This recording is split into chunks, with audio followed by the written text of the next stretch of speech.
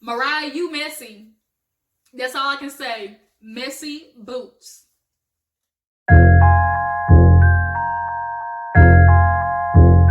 Alright, you guys, your girl is right back at it like a crack at it. We're going to be talking about Married to Medicine. We know we got these Sunday shows we got to talk about. Now, Married to Medicine, this episode was a little, flatline, but there definitely was some underlying tension because Mariah Messy Boots, Mariah, as Quad wants to say, came through with her sister and trying to call her a helper. Girl, you know what you was trying to do.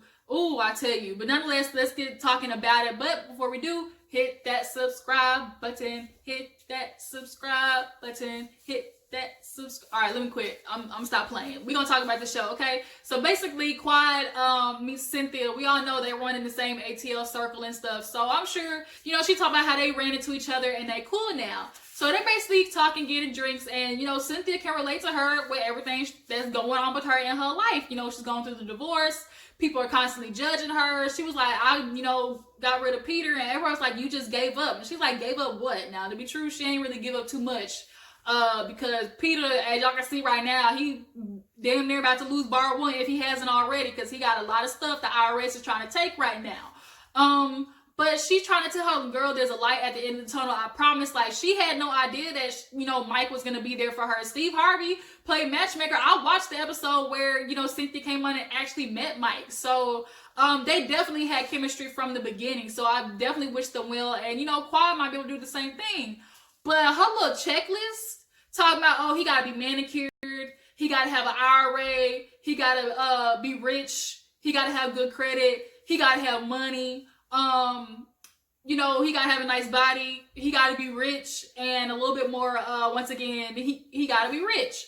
With, basically all Quad wants is rich with a big dick. Let's just put it out there. That's all she wanted. Cause Greg was the total opposite of that. I really think that she settled with Greg, her typical qualities, because she saw, a piggy bank, and she knew, like, there was security in that. So let's keep it, R-E-A-L. Keep it real. That's what y'all almost had a mediocre goddamn moment. Couldn't even spell real for a second. Ooh, Lord trying to get me. But nonetheless, that little moment right there was cute to see. Quad said she ain't gonna be dating young. And Cynthia said, if I can be your mama, we can't be together. But she ain't gonna date an old nigga either. Because Quad, she needs somebody who can keep up with her step. Quad stay going places. But I hear she's dating. That's what she said on Watch What Happens Live.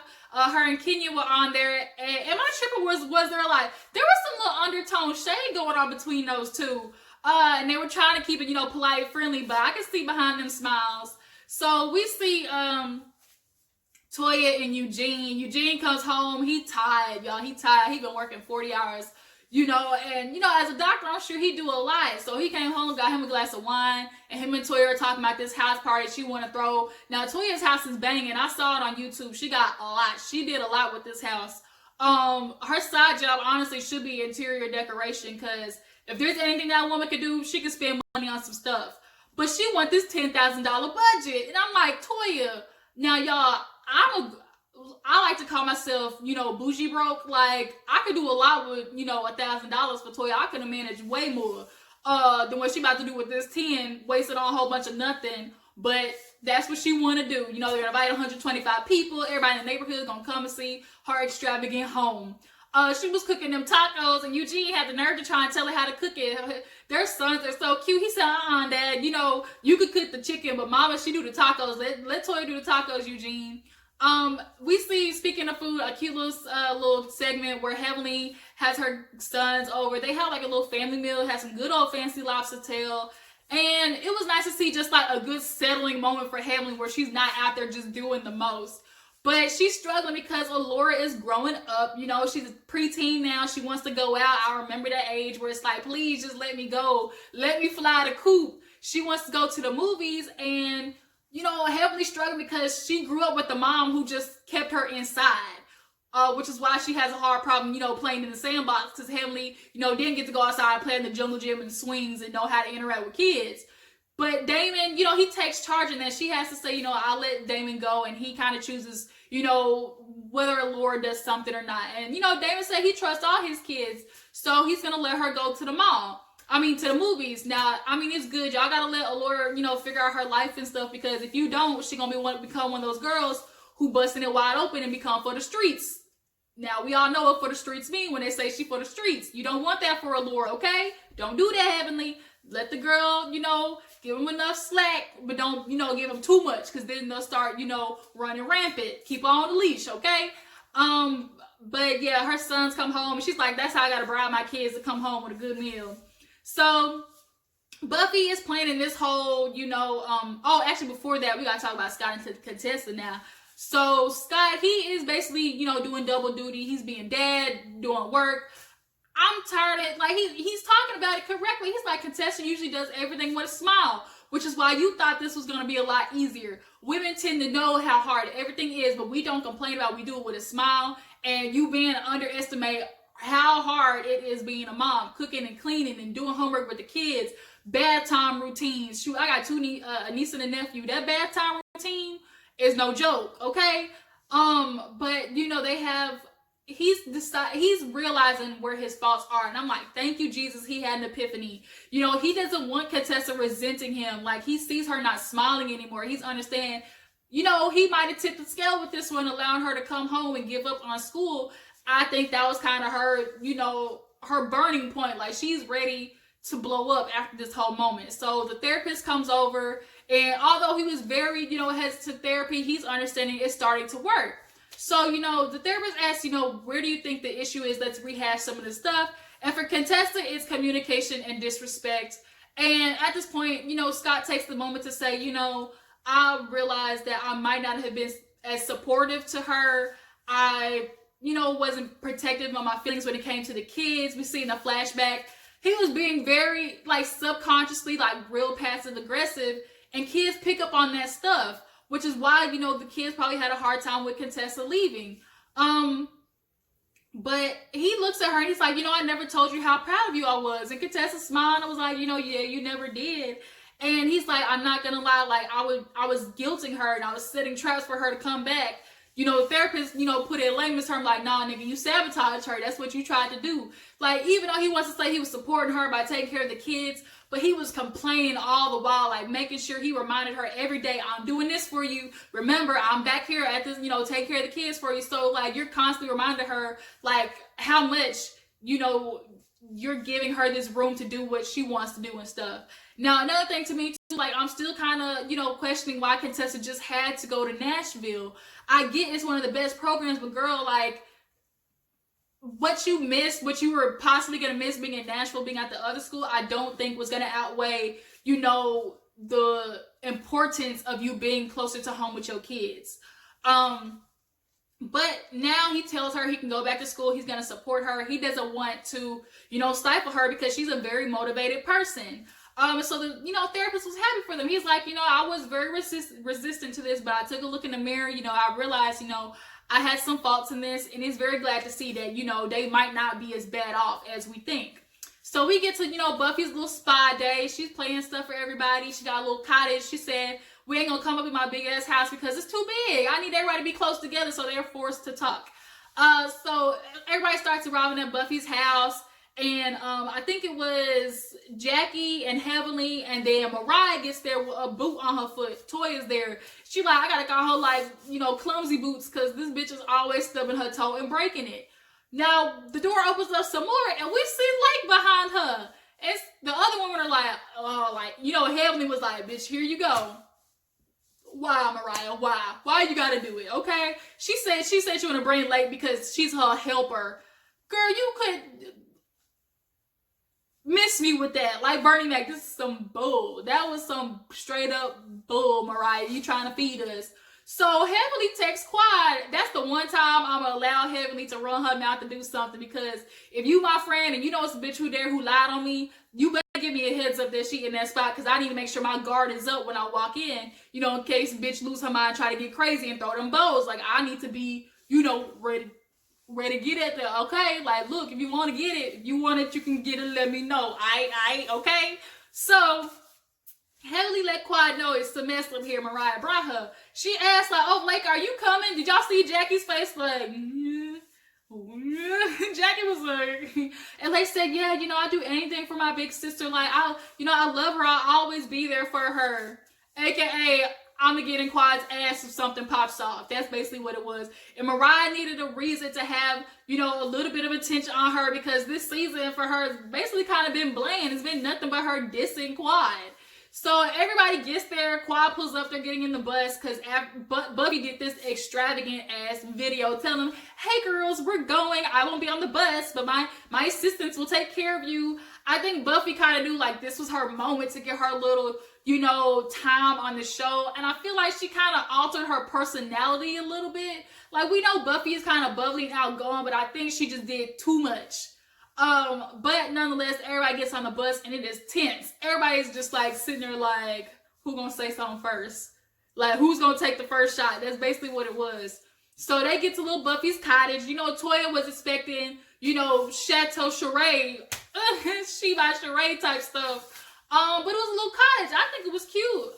But they go in and, you know, she lets them know like, Mariah actually, she was real slick. She come into my, hey Buffy, I want to thank you for letting me bring my sister. Now Buffy's like, don't even do that. You said, can I bring a helper? She thinking like, oh, you gonna bring like, you know, a nurse, an attendee. You didn't say Lake, like, girl, quit being slick. But nonetheless, she let it go, and everybody, you know, has a good old loud toast. Buffy was pulling a whole Simone screaming, to friendship, and she toasting everything. And everybody gets dressed and she lets them know we're going to have masseuse. We're going to have a whole bunch of stuff. Toya got her little bikini on, got all her ass cakes out. And she lays her, you know, thick self with 3 C's on that table and got 5 people massaging every part of her body. In the meantime, we see Jackie sitting down with this little funky face attitude, just looking at Buffy like, I'm not here for it. And Simone sees her and she's like, girl, like, get into it. Like, quit, you over here sitting here pouting and stuff. Like, don't basically be that obvious. So, Buffy, she comes out with her everything out for all her Debbie cakes to be seen. Now, Buffy thick, and I appreciate her confidence and stuff. You know, real women look like that. Got the dimples and everything, you know, so I appreciate that. But, boy, she had, ass for days, okay? Contessa walked in at the same moment. She's like, wait a minute. Like, I came overdressed. Contessa, you walked into another swingers party on accident. She walked into another swingers party, didn't even know it.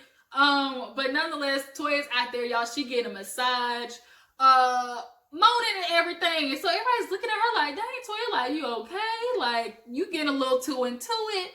And she talk about, oh yeah, I'm missing this good rub down, something like a good choke and a stroke. I said, a choke and a stroke, you guys. I said, you know, I mean, I ain't gonna say nothing else. It ain't none of my business, and don't y'all get in mine either. Anyways, choking and stroke. But basically, we know Toya Freaker. We been knowing that. But everybody else was like, she get ready to like have a whole climax over there on that damn masseuse table.